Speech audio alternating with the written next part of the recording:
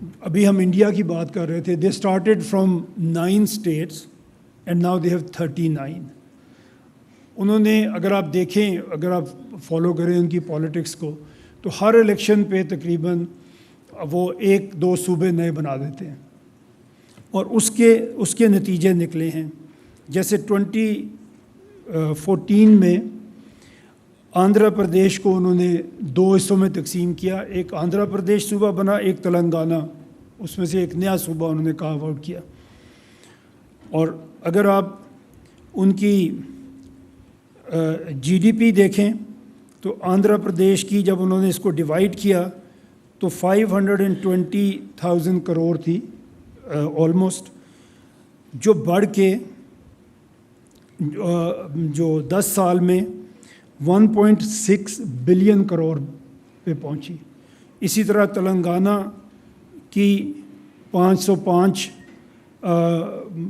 लाख करोड़ के करीब थी, वो भी बढ़ के 1.65 बिलियन करोड़ पे पहुंच गई।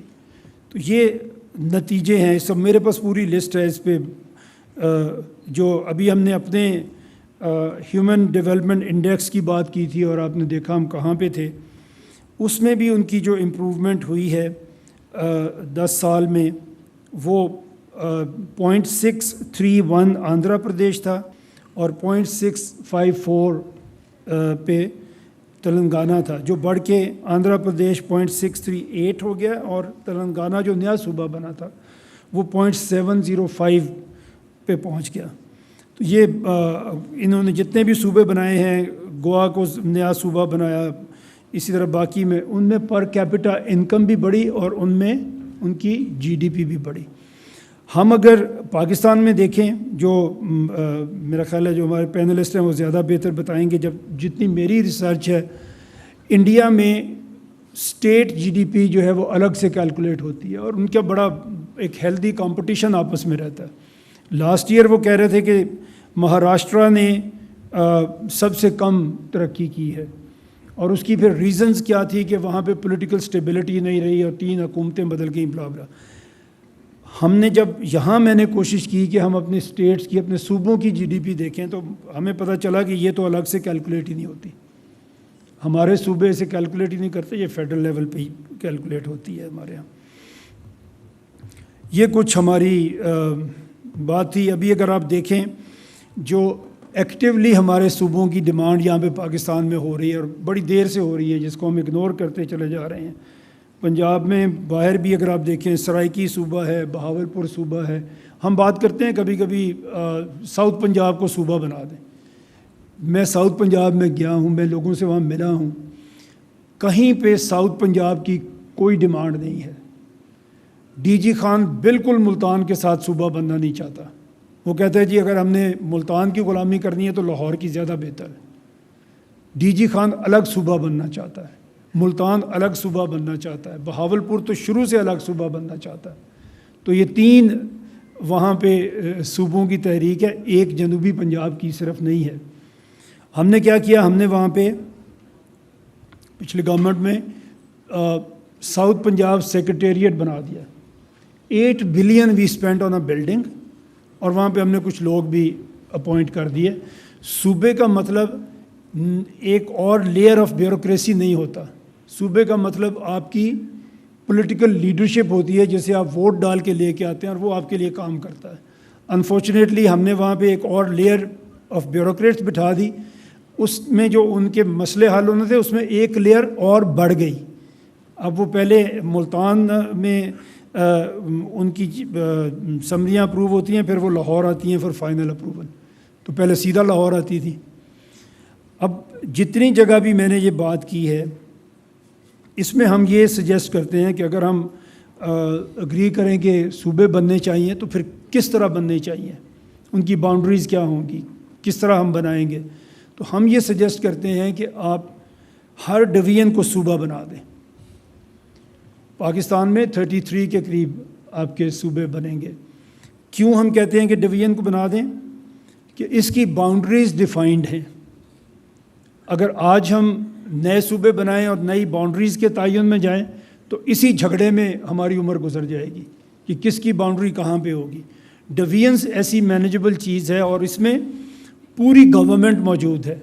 अगर आप एक डिवीजन को सूबा बनाते हैं तो आपके पास कमिश्नर मौजूद है जो चीफ सेक्रेटरी बन सकता है, और आरपीओ मौजूद है जो आईजी पुलिस बन सकता है, और उनके नीचे पूरे गवर्नमेंट की एक जो टियर है वो मौजूद है। आपको कुछ भी उसमें ज़्यादा काम नहीं करना पड़ेगा। अगर हम ये करते हैं, पंजाब के 10 सूबे बनेंगे, सिंध के 7 सूबे बनेंगे, इसी तरह केपी में 7 डिवीजन्स हैं तो उनके 7 सूबे बनेंगे, और बलूचिस्तान में 8 डिवीजन्स हैं हमारी, तो वहाँ पे 8 सूबे बनेंगे। उनकी पॉपुलेशन कम होगी लेकिन डिस्टेंसेस मैनेजेबल होंगे, आप वहाँ पे उनको मैनेज कर सकेंगे आसानी से। इसी तरह जब हम अग्री कर लेते हैं, जहाँ भी मैं बात करता हूँ, जहाँ भी ये बात होती है, तो इसमें बड़ा कम डिस्प्यूट होता है कि सूबे एडमिनिस्ट्रेटिव यूनिट छोटे होने चाहिए, लेकिन जो सबसे ज़्यादा कंसर्न लोगों में मिलता है देखने को वो ये होता है कि ये बहुत महंगे हो जाएंगे। पहले ही पाकिस्तान की इकॉनमी कमज़ोर है, और जब आप इतना बड़ा एक एडमिनिस्ट्रेटिव एक्सपेंस इसके ऊपर डाल देंगे तो ये एक और मुसीबत खड़ी हो जाएगी। इसके ऊपर हमने काम किया है, और आपको खुशी होगी, ये मेरा ख्याल है सुन के मुझे तो बड़ी हुई थी कि इंशाल्लाह एक्सपेंसेस हमारे कम हो जाएंगे, बढ़ने की बजाय हमारे एक्सपेंसेस कम हो जाएंगे। अगर आपको इसमें इंटरेस्ट होगा, आपका कोई क्वेश्चन होगा, तो फिर उसमें मेरे पास डिटेल इसकी वर्किंग है। कम से कम पंजाब की हमने बना ली है, बाकी सूबों की भी बन रही है, और हर जगह पे ट्रेंड यही हमें नज़र आ रहा है कि हमारे एक्सपेंसेस बढ़ने की बजाय, एडमिनिस्ट्रेटिव एक्सपेंसेस बढ़ने की बजाय हमारे कम होंगे। और एक और जो हमारा पाकिस्तान का मैं समझता हूँ एक बहुत बड़ा मसला है कि हमारे पास एक कॉम्पिटेंट लीडरशिप नहीं है, और ये हमारे बहुत से मसाइल इस वजह से हैं कि हमारे लीडर्स, जितने भी हमारे लीडर रिसेंट हिस्ट्री में हमें मिले हैं, वो किसी न किसी और दरवाजे से आए हैं। पब्लिक सपोर्ट के साथ ऑर्गेनिकली किसी ने भी ग्रो नहीं किया। आज एक भी लीडर ऐसा नहीं मिलता हमें जिसने अपनी परफॉर्मेंस की बेस पे जो प्रमोट हो के आपकी पॉलिटिक्स में आगे आया हो। जितने भी लीडर हैं, अभी अब नाम लेंगे तो नाम भी हम ले सकते हैं, सबको पता है, बट वो कोई भी इस तरह से नहीं आया कि उसने कहीं पे परफॉर्म किया, उसकी कहीं पे परफॉर्मेंस बड़ी अच्छी थी और उससे लोगों ने उसको देखा और उसको वोट दिया और वो लोकल से प्रोविंस में आ गया, प्रोविंस से वो नेशनल लेवल पे लीडर बन गया। ऐसा लीडर हमारे पास कोई नहीं है।